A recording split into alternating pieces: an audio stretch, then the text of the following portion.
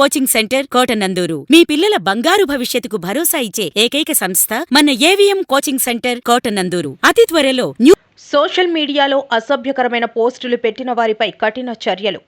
Social మీడియాలో అసభ్యకరమైన పోస్టులు పెట్టిన వారిపై కఠిన చర్యలు తీసుకుంటామని తుని రూరల్ సీఐ చెన్నకేశవరావు, పట్టణ సీఐ గీతా రామకృష్ణలు హెచ్చరించారు.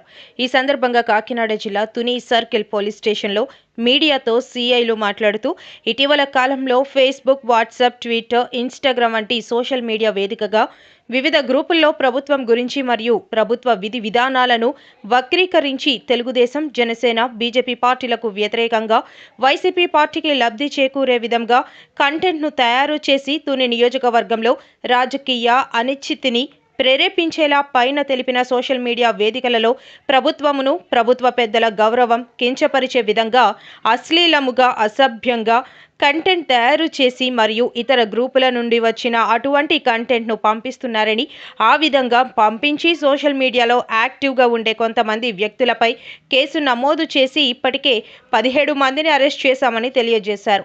వీరిపై విచారణ జరుగుతుందని, విచారణ అనంతరం ఇంకా ఎవరైనా ఈ కేసులో భాగస్వాములై ఉన్నట్లు తెలిస్తే మిగిలిన వారిని అరెస్ట్ చేస్తామని తెలియజేశారు. బ్యాడ్ కంటెంట్స్ తయారు చేయడం కానీ లేదా వేరే గ్రూపుల నుంచి వచ్చిన కంటెంట్స్ని పొలిటికల్ పార్టీస్కి, వ్యక్తులకి వారి యొక్క ఇమేజ్ దెబ్బతినే విధంగా, వారి యొక్క ప్రైవసీ డ్యామేజ్ అయ్యే విధంగా, ఫ్రీడమ్ ఆఫ్ స్పీచ్ హక్కుని దుర్వినియోగపరుస్తూ బ్యాడ్ కామెంట్స్ పెట్టిన కొంతమంది వ్యక్తుల్ని ఇటీవల గుర్తించి ప్రభుత్వం ఇచ్చిన ఆదేశాల మేరకు కొంతమందిని అరెస్ట్ చేయడం జరిగింది. మరి కొంతమంది ఇంకా అరెస్ట్ చేయవలసి ఉంది. ఈ సందర్భంగా మీకు కొన్ని వివరాలు చెప్పాలని ఈ చిన్న ప్రెస్ మీట్ ఏర్పాటు చేసాం.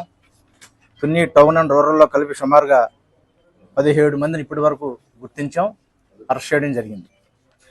ఇంకా కొంతమందిని గుర్తించవలసి ఉంది. ఆ యొక్క గ్రూపుల్ని ఐడెంటిఫై చేస్తున్నాం. ఫేస్బుక్ కానీ, ట్విట్టర్లో కానీ, ఈవెన్ వాట్సాప్ల ద్వారా ఈ యొక్క పార్టీల మధ్య విద్వేషాలు రెచ్చగొట్టడం కానీ, లేదా వర్గాల మధ్య, కులాల మధ్య విద్వేషాలు రెచ్చగొట్టి శాంతి భద్రతలకు భంగం కలిగించడం కానీ, లేదా వ్యక్తుల యొక్క లేదా ప్రభుత్వంలో ఉన్నటువంటి హై ప్రొఫైల్ వ్యక్తుల యొక్క ఇమేజ్ని దెబ్బతీసే విధంగా ప్రవర్తిస్తున్న కొంతమంది వ్యక్తులను ఇటీవల అరెస్ట్ చేసాం. మీ అందరికీ తెలుసు. వాళ్ళలో ముఖ్యంగా మా దగ్గర నాగం గంగబాబు మరియు అడప సురేష్ అన్న వాళ్ళని అరెస్ట్ చేయడం జరిగింది. ఆనరబుల్ కోర్టులో కూడా వాళ్ళని ప్రొడ్యూస్ చేసాం. అదేవిధంగా గణేషులు వీర వెంకటరమణ, చింతకాయల సన్యాసిరాజు, ఎలియాస్ చిన్నబాబు, తర్వాత బంగారు బ్రహ్మనాయుడు, యలమంచిలి మణికంఠ, చింతమనేడి గణేష్, కాకినాడ గణేష్ అని 8 మందిని ఇప్పటి వరకు అరెస్ట్ చేయడం జరిగింది. కొంతమంది కోర్టులో ప్రొడ్యూస్ చేయడం, కొంతమందికి 41 నోటీసులు ఇచ్చి స్టేషన్ బెయిల్ ఇచ్చి పంపడం జరిగింది. ఇంకా వాళ్ళు వేరే గ్రూపుల్లో ఇప్పుడు వీళ్ళు తుని త్రినేత్ర అనే గ్రూప్ ద్వారా బ్యాడ్ కామెంట్స్ పెట్టి పబ్లిష్ చేశారు. ఈ గ్రూప్లో ఉన్న వీళ్ళందరినీ ఐడెంటిఫై చేసాం. ఇవి కాకుండా రాజు, వెంకట్ అనే ఒక గ్రూపు, తర్వాత తుని పాలిట్రిక్స్ అనే మరో 2 గ్రూపులు ఉన్నాయి. ఆ గ్రూపుల్లో కూడా తుని పాలిట్రిక్స్ గ్రూప్లో తుని టౌన్ సిఐ గారు 8 మందిని ఐడెంటిఫై చేశారు.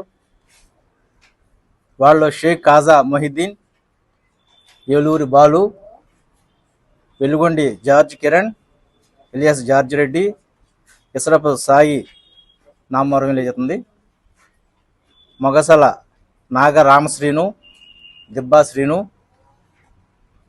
పెంటకోట వెంకటరమణ, కోరుముల్లి లలిత, అదేవిధంగా హనుమంతరెడ్డి, ఇంకో కోర్మయ్య గారి హనుమంతరెడ్డి, ఇతన్ని కూడా ఐడెంటిఫై చేయడం జరిగింది. ఈ 9 మందిని తుని టౌన్ సిఐ గారు ఐడెంటిఫై చేసి వీళ్ళలో కొంతమంది అరెస్ట్ చేసాం. ఈరోజు కొంతమంది కోర్టులో ప్రొడ్యూస్ చేశారు. ఇంకా ఇంతేకాదు ఇంకా కొంతమంది ఉన్నారు. కొన్ని స్టేట్ వైడ్ గ్రూపుల్లో కూడా కొంతమంది మెసేజ్లు ఫార్వర్డ్ చేశారు. వాళ్ళలో అడప సురేష్ అనే వ్యక్తి మీద కడప జిల్లా రాయచోటి పోలీస్ స్టేషన్లో కేసు నమోదైంది. అదేవిధంగా టౌన్ లిమిట్స్ సంబంధించి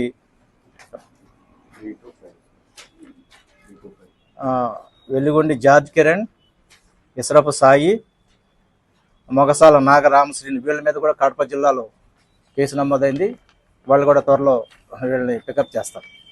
ఇంకా వీళ్ళల్లో వేరు వేరు గ్రూపుల్లో పెట్టిన వాళ్ళు ఎవరైనా ఉన్నా కూడా చాలా చోట్ల కేసులు నమోదవుతున్నాయి. వాళ్ళందరూ కూడా ఆయా కేసుల్లో వాళ్ళు ఇన్వెస్టిగేషన్ కంప్లీట్ అయిన తర్వాత తీసుకెళ్ళి వాళ్ళ కేసుల్లో కూడా అరెస్ట్ చూపిస్తారు. ఈ సందర్భంగా మేము రిక్వెస్ట్ చేసేది ఏంటంటే, మీ ద్వారా దయచేసి ఎవరు కూడా ఏ వ్యక్తి యొక్క ఆత్మగౌరవానికి అదేవిధంగా వాళ్ళ యొక్క స్వేచ్ఛ స్వాతంత్ర్యాలకి భంగం కలగకుండా కలిగే విధంగా ఎవరైనా సోషల్ మీడియాలో పోస్టులు పెట్టినా, ఫార్వర్డ్ చేసినా, లైక్ చేసినా చట్టరీత్యా నేరం వారి మీద చర్యలు తీసుకుంటాం. ఒక నిమిషం చెప్పనివ్వండి. అదేవిధంగా ఈ సిమిలర్ అఫెన్సులు అంటే ఇదే సోషల్ మీడియాలో 1 లేదా 2 సార్లు కేసులు నమోదైన తర్వాత 3వసారి మళ్ళీ అగైన్ ఫార్వర్డ్ చేస్తే కొత్తగా పెట్టినటువంటి బిఎన్ఎస్ యాక్ట్లో సెక్షన్ 1 ఇవన్నీ సోషల్ మీడియాలో మీ అందరికీ తెలుసు. సోషల్ మీడియాలో మీ అందరికీ తెలిసిందే కదా. ఇందులో కక్ష ఉంది. తుని త్రినేత్రాల్లో ఎటువంటి కామెంట్స్ పెట్టారు మీ అందరికీ తెలుసు. తుని పాలిటిక్స్లో ఎటువంటి కామెంట్స్ పెట్టారు మీరు అందరు చూశారు. అదేవిధంగా ఇప్పుడు ఖాజా మొహిద్దీన్ అని అతని యొక్క పర్సనల్ అకౌంట్ ఫేస్బుక్ అకౌంట్ ద్వారానే ఫార్వర్డ్ ఎంత వరస్ట్గా పెట్టాడు మీరు అందరికీ తెలుసు. కావాలంటే అవి కూడా ఇప్పుడు మీకు ఇస్తాం. ఇందులో కక్షపూరితం ఏముంది? చట్ట ప్రకారంగా చేస్తున్నాం.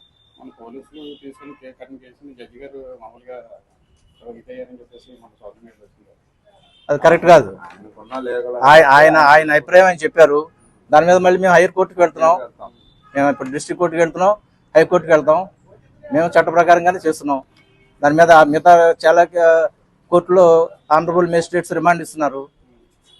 జడ్జి గారు ఆయన ఒపీనియన్ అని చెప్పారు. దాంట్లో చాలా కోర్టులు ఉంటాయి కదండి, పైన హైయర్ కోర్ట్స్ ఉంటాయి కదా. ఇప్పుడు బెయిలబుల్ అండ్ నాన్ బెయిలబుల్ కేసులు 2 ఉన్నాయి. ఇట్లో ఆనరబుల్ హైకోర్టు వారే ఇటువంటి కేసుల్లో రిమాండ్ ఇవ్వాలని బెయిల్ ఇచ్చి పంపడం వల్ల వీళ్ళు మళ్ళీ నేరాలు చేసే అవకాశం ఉంది కాబట్టి మళ్ళీ అగైన్ వీళ్ళు మెసేజ్ ఫార్వర్డ్ చేస్తారు కాబట్టి స్పెషల్ కేసు కింద తీసుకుని ఇటువంటి కేసులు అరెస్ట్ చేయాలని ఆనరబుల్ కోర్టు వారు ఇచ్చిన ఆదేశాలు ఉన్నాయి. దాని ప్రకారంగానే రిమాండ్ చేస్తున్నాం.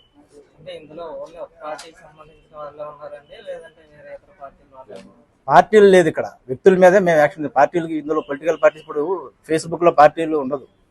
ఆ అకౌంట్స్ లో ఎవరైతే బ్యాడ్ కామెంట్స్ పెట్టినా అందరిని ఐడెంటిఫై చేస్తాం. ఇందులో చాలా మంది ఏ పార్టీ వాళ్ళు మాకు తెలియదు. పార్టీలతో సంబంధం లేదు. కేసులో రిజిస్టర్ అయిన వాటిలో వాళ్ళు ముద్దాయిలుగా ఉండి అగైన్ మళ్ళీ 3వసారి కూడా అటువంటి నేరం చేస్తే ఇది చాలా ప్రమాదకరమైన కేసుల్లో ఇరుక్కుంటారు. సెక్షన్ 111 ప్రకారంగా ఆర్గనైజ్డ్ క్రైమ్ కేసులో వాళ్ళు ముద్దాయిలుగా మారారంటే వాళ్ళు నాన్ బెయిలబుల్ సెక్షన్స్ అవన్నీ లైఫ్ కన్విక్షన్ వస్తుంది. కాబట్టి దయచేసి ఎవరి మాటలు నమ్మొద్దండి. ఎవరు చేసినవి కూడా ఫార్వర్డ్ చేయొద్దు. అవి మీ సంబంధించిన మీ వ్యక్తిగత విషయాలు ఏమంటే సోషల్ మీడియాలో మీరు మీ అకౌంట్ ద్వారా లేదా వేరే అకౌంట్ ద్వారా మీరు పబ్లిష్ చేసుకోవచ్చు. ఎదుటి వ్యక్తుల యొక్క వాళ్ళ యొక్క ఇమేజ్ కానీ వాళ్ళ పర్సనాలిటీ కానీ వాళ్ళ ప్రైవసీ కానీ డ్యామేజ్ అయ్యే విధంగా దయచేసి ఎవరు పోస్టులు పెట్టొద్దండి. పెడితే మాత్రం కంపల్సరీగా దాని మీద యాక్షన్ ఉంటుంది. దాని మీద ప్రత్యేక చట్టాలు కూడా వచ్చాయి కాబట్టి దయచేసి ఎవరు కూడా ఇటువంటి నేరాల్లో పాల్గొని వాళ్ళ యొక్క కెరియర్ని పాడు చేసుకోవద్దని మరీ మీ ద్వారా రిక్వెస్ట్ చేస్తున్నాను.